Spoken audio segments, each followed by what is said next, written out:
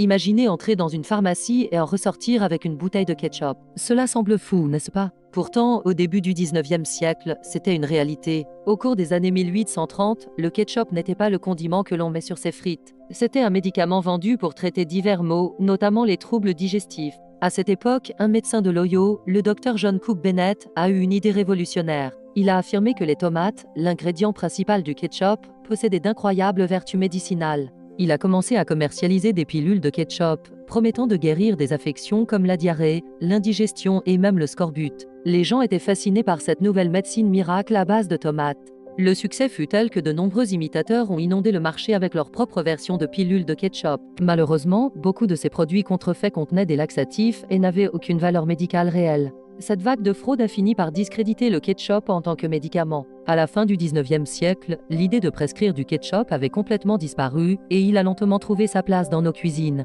C'est une histoire étonnante qui montre à quel point les connaissances médicales et nos habitudes alimentaires ont évolué. La prochaine fois que vous utiliserez du ketchup, vous vous souviendrez peut-être de son passé médical surprenant. La médecine a vraiment fait des progrès incroyables depuis cette époque. Pour découvrir d'autres histoires aussi fascinantes et surprenantes, abonnez-vous à ma chaîne, faites-si Inouï.